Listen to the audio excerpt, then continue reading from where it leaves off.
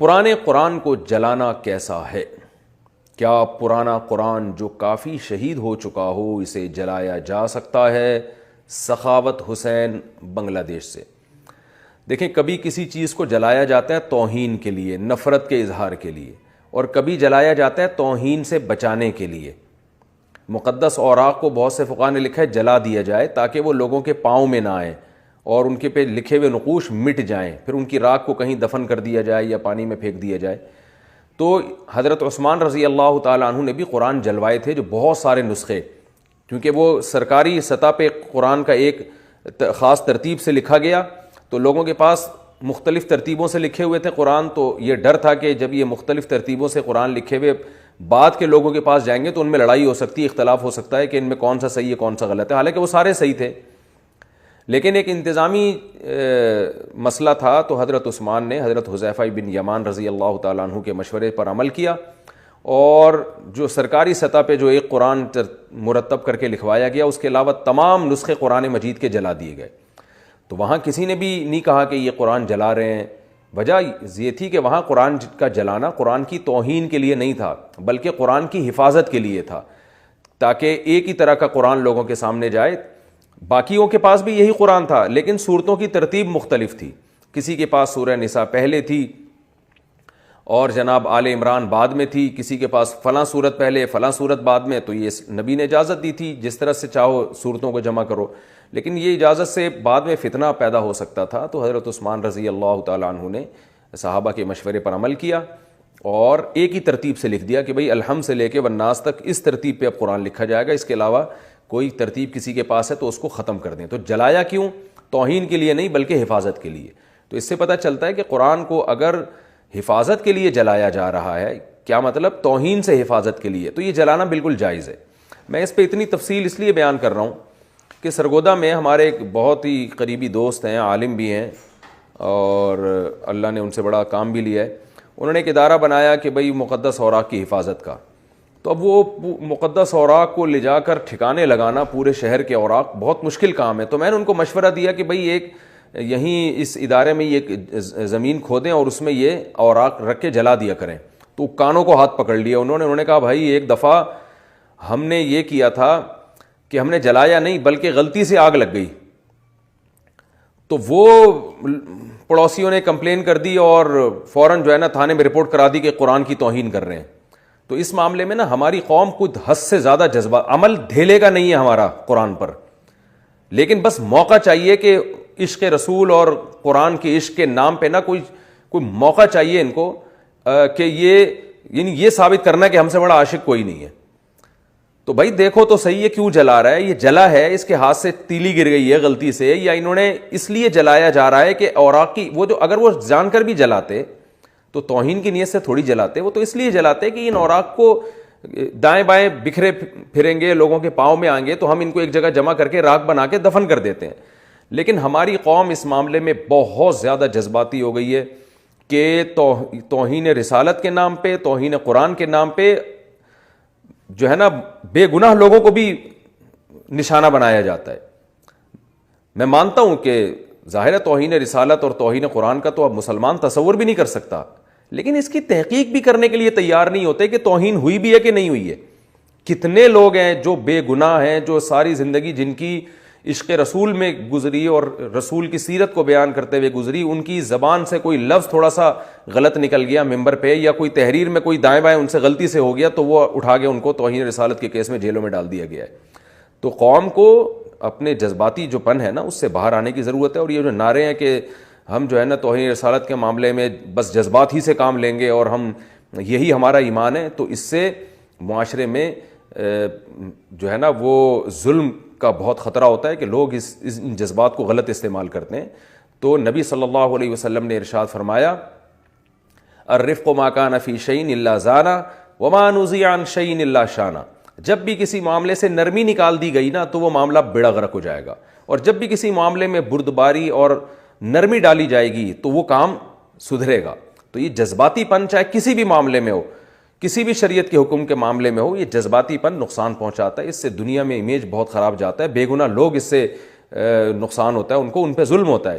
تو اس لیے نبی صلی اللہ علیہ وسلم کی سیرت ہے کہ آپ صلی اللہ علیہ وسلم نے ایک صحابی سے فرمایا کہ تمہارے اندر دو خصلتیں ایسی ہیں جن کو اللہ اس کے رسول پسند کرتے ہیں، اور آپ نے فرمایا وہ دو خصلتیں ہیں الحلم والانات، کہ تمہارے اندر برداشت ہے اور تمہارے اندر بردباری ہے، جلدی فیصلہ نہیں کرتے۔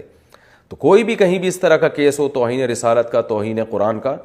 آپ کو لگ رہا ہو کہ توہین ہے، تو صرف آپ کا لگنا کافی نہیں ہے، اس میں بہت زیادہ غور و فکر کرنا چاہیے کہ یہ سامنے والا پاگل تو نہیں ہے، مجنون تو نہیں ہے، دوسرا اس کی زبان سے غلط لفظ تو نہیں نکلے، ایسا تو نہیں ہے کہ اس کو اردو میں مہارت نہ ہو اور بیچارہ بولنا کچھ اور چاہتا ہو، نکلتا کچھ اور ہو اس کے منہ سے۔ تو بہت جلدی یہ فتوے لگا دینا قرآن کی توہین کے، رسالت کی توہین کے، یہ اچھا کام نہیں ہے، شریعت کا یہ مزاج نہیں ہے، اور اس سے معاشرے میں خوف و ہراس پھیلتا ہے، اور اس سے جو لبرل لوگ ہیں ان کو مذہب کے خلاف باتیں بنانے کا موقع ملتا ہے کہ دیکھو یہ مذہبی لوگ کتنے متشدد ہوتے ہیں اور ان کی وجہ سے جو ہے نا کتنا معاشرے کو نقصان ہو رہا ہے۔ تو ہر مسلمان الحمدللہ عاشق رسول ہوتا ہے، عاشق قرآن ہوتا ہے، ایسا نہیں ہے کہ مسلمان قرآن کی توہین کا تصور بھی کر سکے۔ تو اس لیے اگر کہیں ہو رہا ہے تو غور و فکر، یہی مسئلہ غیر مسلم کے ساتھ بھی ہے کہ غیر مسلم پر بھی آپ فوراً توہین رسالت کا فتویٰ نہیں لگا سکتے۔ اگر اس نے کوئی بات کہی ہے تو اس کے 10 مطلب نکلتے ہیں، تو آپ کو غور و فکر کرنا پڑے گا اس کا مفہوم کیا تھا، اس کو ایسا تو نہیں ہے کہ اس کو ورغلایا جا رہا ہو، یا ایسا تو نہیں ہے کہ اس کی نیت نہ ہو لیکن ہوا کچھ ہو۔ مثال کے طور پر ایک غیر مسلم کو آپ نے قرآن پکڑایا اور اس کے ہاتھ سے گر گیا، اب فوراً آپ کہیں اس نے جان کر گرایا یا صحیح طرح پکڑا نہیں اور قرآن کی توہین کی ہے، تو آپ بتاؤ وہ اس آپ کے اس عمل سے وہ غیر مسلم اسلام کے قریب آئے گا یا اسلام سے دور ہوگا؟ یقیناً وہ تو دور ہوگا، وہ کہے گا میں نے نہ قرآن گرایا، میرے ہاتھ سے گر گیا۔ لیکن آپ جناب عشق قرآن کا دعویٰ کر کے لیبل لگا کے کہ ایک دم لوگوں کے، اور یعنی پبلک جو ہے نا ایسے نعروں پہ بہت جلدی اکٹھی ہو جاتی ہے، آپ فوراً کیس کریں گے نا اس کے خلاف تو آپ کو پبلک بہت مل جائے گی، وہ کہے گی یہ ہے عاشق قرآن، اصل میں دیکھو وہ غیر مسلم کے ہاتھ سے قرآن گرا تھا اور اس نے فوراً پکڑ کے دبوچا اور اس کی گردن دبا دی اور اس کو خلاف کیس کر دیا اور یہ کر دیا۔ اور پھر پولیس والوں کو بھی دھمکیاں دی جاتی ہیں، اگر کسی سے غلطی سے قرآن گر جائے، یا ایسا بھی ہوا ہے کہ پوسٹر لگا ہوا ہے سیرت النبی کانفرنس کا، کسی کو یہ خیال ہوا کہ میری دیوار کسی نے پوسٹر لگا کے خراب کر دی ہے، اس نے وہ پوسٹر نہیں پڑھا اور اس نے وہ پوسٹر پھاڑ دیا اور وہ پوسٹر زمین پہ گرا، تو فوراً کہ بھئی یہ ایسے بھی کیسز ہوئے ہیں کہ توہین رسالت کا کیس بنا دیا کہ اس آدمی نے نبی کے نام کی توہین کی ہے، نبی کے نام کو پھاڑ کے معاذ اللہ زمین پہ ڈالا، حالانکہ اس بیچارے نے پڑھا ہی نہیں، وہ تو اپنی دیوار پہ جو نیا رنگ ہوا تھا اس کو رو رہا تھا کہ یار یہ پوسٹر کس نے لگایا ہے۔ تو اس بیسس پر بھی لوگ اندر گئے ہیں۔ تو جذباتیت سے نکلنے کی ضرورت ہے، جذباتی نعروں سے جاہل لوگ تو بہت متاثر ہوتے ہیں اور مجمع بہت اکٹھا ہو جاتا ہے، لیکن اس سے لوگ دین کے قریب نہیں آتے بلکہ دین سے دور ہوتے ہیں۔ تو ہم کسی کو بھی توہین رسالت کی بھی اجازت نہیں دے سکتے، قرآن کی بھی توہین کی اجازت نہیں دے سکتے، پیغمبروں کی توہین کی بھی اجازت نہیں دے سکتے۔ اس بارے میں تو مسلمانوں کا موقف بہت مضبوط ہے، لیکن اس بارے میں توہین رسالت یا توہین قرآن کے نام پر کسی کو اس کھیلنے کی بھی اجازت نہیں دے سکتے کہ اپنی دشمنی نکالنے کے لیے ان نعروں کو استعمال کرے، مقصد کچھ اور لیبل جناب یہ لگایا جائے۔ تو الحلم والانات جو اسلام کا حکم ہے کہ ہر معاملے میں بردباری، تحمل کے ساتھ، غور و فکر کے ساتھ آپ سوچیں بھائی یہ ہوا کیا ہے، پوری بات سنیں، ایک دم جذبات میں نہ آئیں۔ تو میں یہ عرض کر رہا تھا پولیس والوں کو بھی بعض دفعہ دھمکیاں دی جاتی ہیں، FIR کٹوانے جاؤ نا کہ بھئی اس نے پوسٹر پھاڑ کے زمین پہ نبی کے نام کا وہ گرائی ہے اور توہین کی ہے، تو اگر وہ بھی انکوائری کرنا چاہتا ہے، بعض دفعہ پبلک اتنی پہنچ جاتی ہے تھانے میں کہ پولیس والے کو ڈر ہوتا ہے کہ میں نے FIR نہیں کاٹی تو پھر یہ کل مجھے بھی مار دیں گے جان سے۔ تو اس جذباتی پن کی اصلاح کی بہت شدید ضرورت ہے، اور دو انتہاؤں کے درمیان اعتدال کے راستے کی ضرورت ہے۔ نہ اتنا لبرل بننے کی ضرورت ہے کہ جو چاہے اٹھے نبی کی گستاخی کرتا رہے، قرآن کی توہین کرتا رہے اور ہم اس کو ٹھنڈے پیٹوں برداشت کر لیں، اس کی بھی اجازت نہیں ہے۔ لیکن ایسا بھی نہیں ہے کہ کوئی مذہبی جنونی اٹھے اور جناب مذہب کے نام پہ، اصل میں تو اس کو اپنا جنون تھا لیکن اس پہ مذہب کا لیبل لگا کے وہ مذہب کو بدنام کرنے کی کوشش کرے، اور اس کی وہ تحقیق ہی نہ کرے کہ توہین ہوئی بھی ہے کہ نہیں ہوئی ہے، اس کی نیت کیا تھی، اس کا ارادہ کیا تھا، یہ کرنا کیا چاہتا تھا، ہوا کیا اس سے۔ تو یہ ان تمام باتوں کو نظر انداز کیے بغیر بس جو ایک جذباتی پن ہمارے معاشرے میں چل رہا ہے، اس کو بھی کنڈیم کرنے کی ضرورت ہے اور اس کی بھی حوصلہ شکنی کرنے کی ضرورت ہے۔ تو اس لیے آپ کے سوال کا جواب ذرا لمبا ہو گیا، میں اب اس کو شارٹ کر دیتا ہوں کہ پرانے قرآن کو جلانا جائز ہے بشرطے کہ آپ کی نیت یہ ہو کہ آپ قرآنی اوراق کو توہین سے بچانا چاہتے ہیں، کیونکہ اس کے الفاظ جب مٹ جائیں گے تو وہ پھر ان کا وہ احترام نہیں رہے گا، کیونکہ اس پہ قرآن لکھا ہوا تھا، اس وجہ سے احترام تھا، تو پھر اس جلا کے جو ہے نا اس کو دفن کرنا یا کہیں پانی میں بہانا آسان ہوتا ہے، تو یہ عمل جائز ہے۔ لیکن پھر میں بتا دوں، اگر آپ نے جلایا اور کہیں اڑوس پڑوس میں کوئی بیٹھا ہوا جذباتی آدمی، تو آپ کو طبیعت سے چترول لگا سکتا ہے وہ،